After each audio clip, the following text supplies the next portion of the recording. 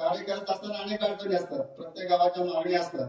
परंतु आज पाहिलं तर साहेबांच्या माध्यमातून प्रत्येक मेन रोड पासून तर आता रस्ते असतात, त्या रस्त्यांचे काम प्रत्येक गावाला जोडण्याचं काम साहेबांनी केलेलं आहे.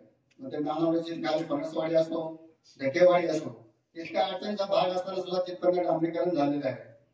त्याचप्रमाणे साहेबांनी ज्या ज्या लोकांनी मागण्या केल्या, म्हणजे समाज मंदिर असेल किंवा सभामंडळ असेल किंवा काय असतील, सर्व मागण्या साहेबांनी त्यावेळेला मंजूर करून घेतल्या. आजही साहेबांचं आपल्या आदिवासी भागावरती लक्ष आहे आणि लक्ष असताना सुद्धा जरी मागच्या वेळेला काही लोकांकडनं जरी काही समाजाकडनं चुका झाली असतील, परंतु त्या चुकांची दुरुस्ती होईलच.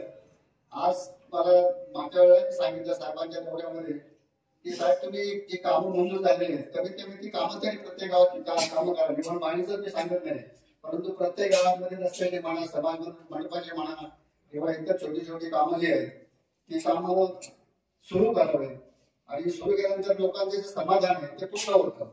आज माळींचे असणारे रस्ता मला वाटतं 1900 किती वर्ष झालं, 2006 डांबरीकरण झालं.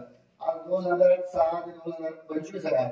एवढ्या वर्षामध्ये आज तिथे फक्त गटार काढलेले आणि तो रस्ता म्हणजे फार महत्वाचा आहे. इतका महत्वाचा आहे की तिथे मुकामी गाडी असतात. असाने एकच पर्याय आणि असाने दोनच गाडी आमच्या भागामध्ये चालू आहेत.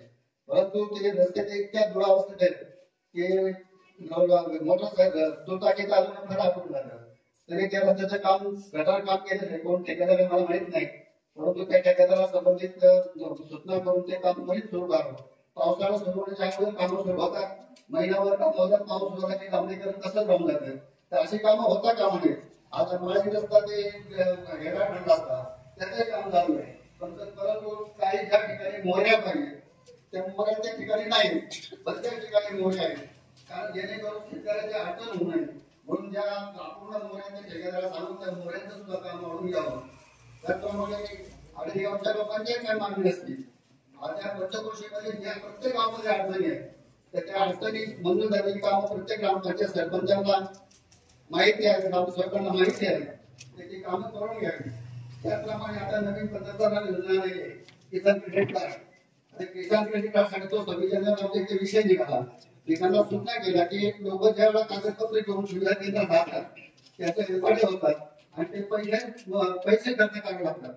परंतु काल मी मोबाईल मध्ये पाहिलं की किसान क्रेडिट कार्ड बनवताना विनामूल्य तुम्ही जाऊन कुठल्याही सुविधा केंद्रामध्ये बनवा अशी सूचना केली. म्हणून मी त्यांना सांगितलं की तुम्ही लोकांना सुविधा केंद्रामध्ये जाण्यापेक्षा तुम्ही एक कॅम्प आयोजित करा, जेणेकरून या भागामध्ये किसान क्रेडिट कार्ड कसं लोकांना मिळेल त्याची आपण सुविधा करावी.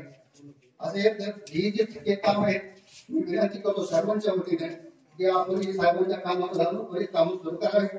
एवढं बोलून या ठिकाणी थांबतो. जय हिंद.